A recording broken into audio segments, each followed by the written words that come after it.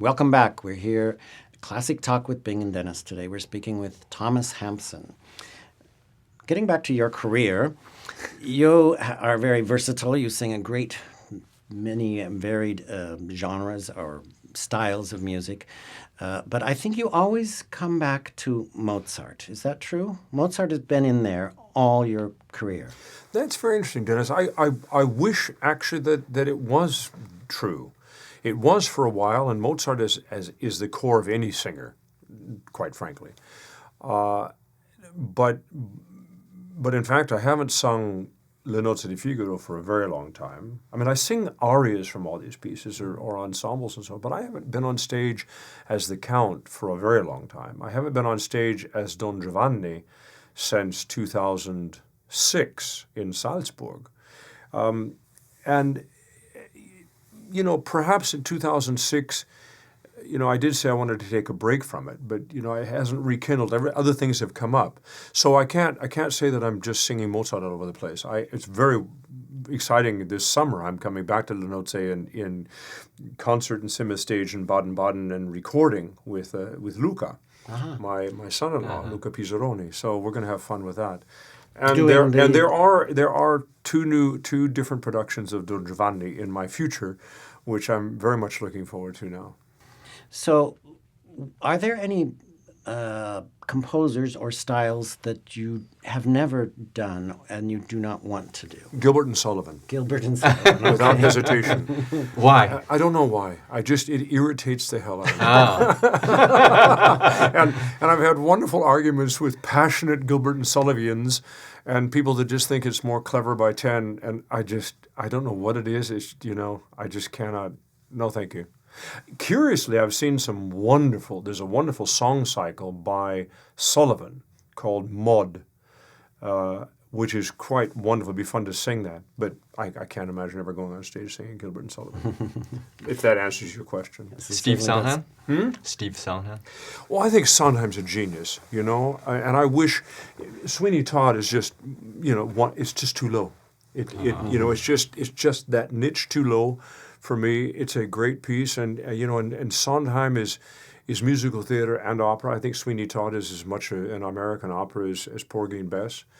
But Sondheim is a bit in terms of the so-called crossover repertoire. As I've done a lot of that, there's something about that Bernstein and then Sondheim area. It's a different world. It's a different musical genre that I would have to really actually learn and get into. I've sung a couple of his songs, and I think they're marvelous, but it's not like, the good old Kern and Cole Porter and George Gershwin, which is really likes that classical kind of training. I have to ask you, this is one of my favorite operas is Pélias et Mélisande.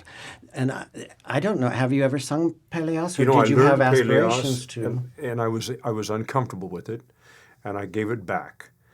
And they weren't happy about it, not because I'd canceled it, they were so convinced that I would have been a good Pélias. And you would have thought, but it was just uncomfortable. And at the same time, things were taking off, and I was doing a lot of Barbaras of Seville, and I was doing a lot of Conte, and Don Giovanni was already on the horizon. And Pélias just felt kind of over here and up there somewhere. And so I said no, and I had worked on it pretty hard. It is absolutely on my bucket list to come back with Golo. Golo, of course. I would love to sing Golo, and I hope there's some talk in a couple of theaters, but it hasn't come up for a while. Wonderful piece. Oh, incredible Goodness piece. me. So how long you been singing now? Well, that's a good question. It kind of depends on how you slice it up. I mean, I turned 60 this year, which is kind of crazy, and I might as well just say it and get it out of there. So everybody's going to Wikipedia. Oh God, it's 60. Also, have made so many records, and the record companies are always trying to find a different way to package, and of course, there's a couple of companies now that EMI and Teldec and all are together, they've got this 60-year thing coming out, so I can't hide, it is what it is. 35 years? So if you look at those first passions and things in when I was 18, 19 years old, we're looking at certainly a good 30 years, 35 years, you know. My life was certainly on a professional path before I came to the Met in '86. But, you know, the Così fan tutte was in '82. Everybody's always sort of looking for that debut thing. You know, you could say that in a lot of ways my professional sort of, this is really him, was in '82 with the Così fan tutte. So if we go '82 to whatever we are now, what's that, 33 years? You know, that's enough. So, you know, the articles about you or whatever always say, beautiful voice, such a handsome man, always on stage. Now, I after wish all the articles said that. the 35 years and The ones my mother writes. do you feel that you have to constantly changing your mindset to face the reality? That's an interesting question, and the obvious answer is, of course, as we all do. There's some things that I can do better now, and there's some things I can't do. I mean, when I was putting this whole Strauss project together last year and signing up for, you know, sort of making these mammoth Strauss recitals, and I got into it and went, that's a little more difficult, you know. In Wolfram, I'd be working on it. I said, well, what's that like a half tone down? What's that like a tone down? What's that like if we don't do it at all? You know. And then other things came up that did work, like these marvelous Rückert songs at the end of Strauss's life that are called bass songs, but they're just sort of mature Mandrika kind of things. You know, I quit singing Guglielmo because I just didn't feel like I was an ingenue anymore, and that happens in the repertoire. With a baritone, you know, we start relatively early and we can go relatively long. I mean, a Barber Seville, I'd love to come back to Figaro. I sang the aria for the first time in 8 or 10 years on a concert with Tony Pappano last summer, and we just howled and had a good time and thought, you know, Jesus, it's still there. It's great. Let's do it. And because it's a bit of a party trick up there in the top. But what I wanted to reference earlier, you were saying I'm such a versatile artist, and I appreciate that, and I pride myself on that. But I don't want anybody ever to forget or know that how aware I am that I can't hire myself. I haven't gone through the book saying, gee, I want to be versatile, or gee, I want to go here. I've been given a lot of trust by a lot of different people to try a lot of different things. Cynically, you could say, well, nothing works, so we kept trying something else. Or you could say, well, you know, he's a guy who likes to stretch his wings and see what's going on. The Tales of Hoffmann is a perfect example of that. It's not the immediate repertoire you would associate with the Tom Hampson. I accepted immediately. I was offered it. I didn't ask for it, but because I had studied with Martial Serre, and I thought, wow, they never came up before in my career, and it's about time, and why not? I'm probably strong enough, and let's do that. I never thought that it would be as controversial as it has appeared a couple of times in print, but you just keep on going. What other roles are out there, such as this one that you added late in your career? Are there other roles that you haven't sung yet that you're saying, oh, I really want to? Well, I think there's some roles that I can sing and would be wonderfully appropriate. I mean, we'll see, you know, Falstaff is a baritone. When we talk about repertoire, and we're sitting here in New York and we're all sort of, you know, washed in the Met and the tradition, I've always made a big distinction in my career of what repertoire worked where. And for instance, I sang Macbeth in Europe for at least 5 years before I ever accepted to come to and do it in an American house. And I went to San Francisco and did it, and because I knew that it would be unusual. And people, you know, Tom Hampson singing Macbeth, really? And you know, I found my feet in that, and I found Tom Hampson in Verdi's language, and I feel very passionate about that. I'm very grateful for those opportunities, but I'm aware that there are operatic traditions that you bump up against. For instance, I sing Scarpia a lot in Europe, and I love this role, and I feel very strongly about some of these roles being real baritone roles. I think where we actually get to know Scarpia is baritone region pure, regardless of the payoff in other places where a darker, heavier voice can also be very, very frightening. We are in a bit of a cliche time where if it's evil, it must be loud, dark, and low. I find myself singing Scarpia with a really strange smile on my face a lot of the night. You know, he really enjoys what he's doing, and he's just destroying Tosca. And the structure of the piece is that way too. You know, I never finish a phrase. Scarpia starts the phrases, and Tosca finishes them, both in the height and in the expression. He just winds her up like a. So evil can be, and we see that in Hollywood. I love the actors that are not necessarily these brooding types that turn out to be just insidiously ugly, scary people. So I enjoy that challenge. I think I've lost track of our question. Roles. For instance, I would love to do I Due Foscari. Wonderful. I would love to do someday Gianni Schicchi. We've talked about Golo. There's a couple of pieces that I've done over there, like Matisse der Maler of Hindemith, which is an enormous evening, but it is such a powerful narrative and such a powerful political, humanistic story that is taken from the Renaissance in the 1600s, that is as viable today about politic and art and God and fundamentalism and humanism. It's just all those things that every generation needs to be contemplating. And it would be fun to do a project like that, but you need an audience that will listen to it. It's not an easy evening.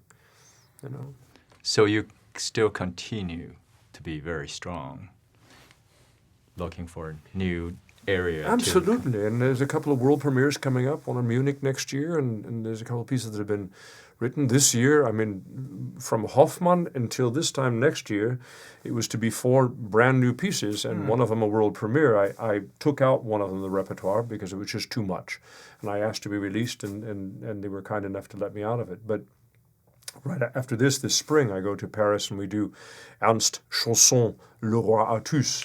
Nobody knows this Nobody piece. knows. It's a wonderful piece. It's Chausson. Yes, you can hear that he adored Wagner. So, there's new challenges. And of course, then the song repertoire. We started this discussion with song. Yes. That's the constant in my life. That's the constant. That's what you've That always is the done. absolute constant in my life. Not necessarily a composer, but there's never a season or a time that I'm not working, thinking, dealing with poetry and music. What does it give you that opera doesn't? Intensity. I don't mean that opera isn't intense, but that when you program a recital, and you don't want to wag your finger or shove it down people's throat, but you are creating a kind of a dramatic thrust in the ebbs and flows and so forth. It's not even being your own stage director. It's different than that. You're being your own dramaturg, as we say in German. You're designing your own 2 hours of submersion in different thoughts and offering that to your public. That's, to me, a very invigorating process. I enjoy that enormously. I have also learned a great deal about philosophy and history and people's motives by studying song. I think song is actually, poetry set to music is one of the great diaries of any culture. And if you want to know a culture, look at their songs, look at their poetry, hear their music. I've gone as far as to say, it's about time we started reading more Farsi. We have some, we need to understand who we are. And I would say, I'm glad to sing Farsi and study it if you'll study my language, if you'll study who we are as Americans, if you know our poetry, you will understand our own frustration with some of the more superficial things that captivate so much of our time here.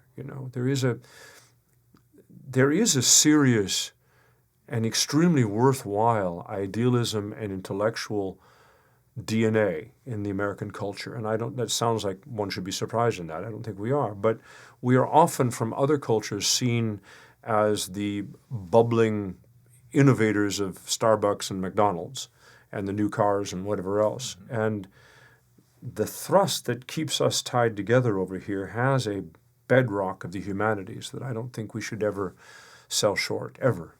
We can't possibly sell short. Is that why they call you the ambassador of America? Maybe. I found myself very at home in the Library of Congress, Right, and James Billington and I bonded very early, and he went on tour, and we made it commercially possible, and schools signed up for it. And funny, I just had a meeting today. We're talking about is it possible to actually put together a 50-state tour? I think it is, and I'd love to try. What an idea. wonderful. It'd be fun. You like to teach, don't you? I do love to teach, not because I think I'm so clever, but I'm addicted to being part of a younger colleague's aha moment. So do you think if the career will end? It will. It will whatever. end. I have no yeah. problems with that. So it certainly is not ending so now. you, but you it will be a end. teacher or to be a politician. What's the difference?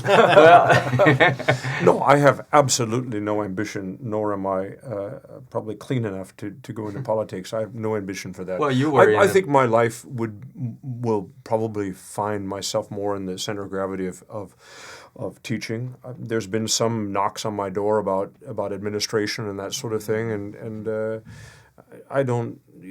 I think that Not yet. Not yet. Certainly not yet. None of it. Not yet. Teaching, I can wonderfully combine with a performance schedule, and I still carry a pretty hefty schedule, and I enjoy that, and I do feel strong, and I'm glad to say goodbye to a couple pieces and move on to some other pieces. That's not a big issue for me.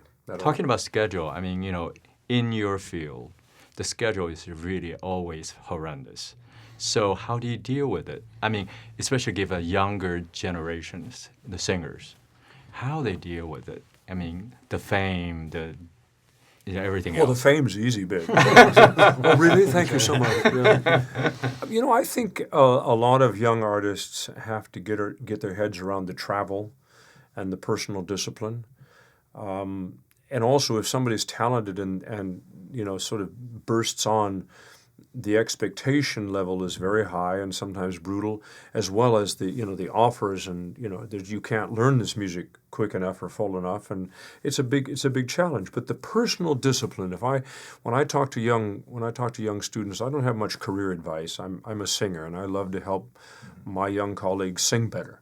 That's all there is to it, and I'm very passionate about that. I'm passionate about the organic rightness of singing. But if I can tell a young artist, a young musician, the basis of your achievement will be on your ability to balance your life, which means personal discipline, a lot of dreams, a lot of rationality. And if you're not equipped with that, then be equipped enough to get somebody to help you do it. And if you're not equipped for either one of those, you're probably not going to have much of a career. You will burn out. Something will go wrong. Right. You have to, what I used to tell my kids when they were growing up in the adolescence, be a kid. Let's build an index of all those passions and impulses that are coming through your heart and soul and hormones. Let's build an index for that. That's what education is, in my opinion. It's an ordering of the random, and let's just start slicing this off, and then let's say, okay, this is the crazy area, and I got your back. Go be crazy. Right. Be a kid, But for artists, especially young artists, getting in that flow, getting up for a performance is not nearly as difficult as the landing of the energy. Your down scope you need to be careful of. You need to make sure that you're able to peak and rise so that it's a wave, it's an ocean, rather than this up and downness that'll make you completely crazy. Completely crazy. How could you have such a discipline? Well, you learn that. I'm sure that I went through the same when I was in my early 20s and I was getting started, that you have the same thing. I've always been a rather rational guy, and my father was an engineer, for crying out loud, and I learned a great deal from my father. I had early responsibilities in the kind of jobs that I had. I was in student politics. I studied at 2 different schools. I always worked to get myself through school. You start... And that's something about American singers, that what I'm saying is not just to tell them, but to reinforce what they have to do to get where they are as young students. We work very hard over here. And, I did the singing waiter thing too, I did a lot of things perhaps in a shorter time frame than a lot of my other colleagues had to put up with or had to go through. I mean, things went very quickly for me in the early days, but it was still, stone on stone. I was just building a house very, very quickly, and and I'm very fortunate, and I'm fortunate it didn't crumble in on top of me. But it had its ups and downs. In terms of vocal maintenance, Yeah. have you had a vocal teacher throughout your career, and do you still have one that you return to? I don't have a vocal teacher anymore. When Horst Günther, who lived to be 99 years old, I think the last time we had a consequent conversation about something he'd heard me sing, he was probably 96. So, he was there a long time, which was quite fun. But I do have a network of people that I like to learn my pieces with, and they are coaches, and more coaches and repertoire people than they are necessarily voice teachers. I admire a couple of voice teachers enormously. I still listen a lot to music. I have a personal physical discipline and vocal discipline that I need to and protect to do what I do, and would not ever sacrifice that. Even when I'm not singing, I'm warming up and keeping in voice. Many singers at one point or another of their career have a vocal crisis. Right. Did you ever have such a thing? I think most of my career has been a vocal crisis. Not true. I think that's how we all feel about it. No, I never lost my chops, as it were. Yeah, there was in the middle '80s. There's a couple of bridges in your life when you're 31, 32, and then around 39 to 42, and it's also then you start going through the valleys of Heart Attack Alley, which is sort of 49 to 53, and all that kind of that also takes the voice with it. And of course, if you're as adventurous in your repertoire as I am, probably what's kept me alive is that I always refused to take on anything that would jeopardize being able to go back and sing Gustav Mahler. And actually, it was a bit of a wake-up call about 18 months ago when I really piled into this Strauss, because I could not sing some of the songs that I'm going to sing very well, And I thought, wow, okay, have I gone into a country I can't come back from? For instance, I was offered Siegmund. I was offered Parsifal. A lot of people thought and I thought, well, why do that? We have Parsifals and Siegmunds. If, in fact, I was really a Helden tenor, and had those squealos at the top and could have gone to Siegfried, maybe we would have talked about it. But the minute you go down that road playing with that as a baritone, you can forget about the Winterreise. You can forget about Schöne Mittelrin. Right. And I just never wanted to do that. I have a very, how should I say it? I enjoy tapping on my own aesthetic every so often. I have a very passionate belief in what is beautiful, and ergo what is ugly, and I want to be able to make that sound. And you also have to respect what your values or your abilities, your attributes are. It would have been irresponsible of me to go to a dramatic world that diminished the beauty of my voice, because my beauty I'm very blessed with the timbre that I have, and that unique timbre enlivens people's imaginations. And this is my responsibility. It's my attribute, but it's my responsibility. Never pushed. I'm grateful. What do you want to be remembered for the most? That I tried really hard. I never gave up. I just stayed at it. I gave it my best. I did the best I could at any particular time of my life with what I had to deal with. More than that, you can't really expect. What's measured or not measured, or is wow or not wow, you have no control, and I don't want to really know, and I don't really want to discuss it. I've always been paranoid of mediocrity. And if I was ever in a situation where I thought, okay, I might get through that, but it's not really what it is, I'm gone. Thanks, Tom. This has been a great conversation. Thanks for coming to us. Thank you. It's been a great pleasure for us. I feel like you pulled a string and I've just sort of... This has been Classic Talk with Bing and Dennis. Today we've had the great pleasure of speaking with Thomas Hampson.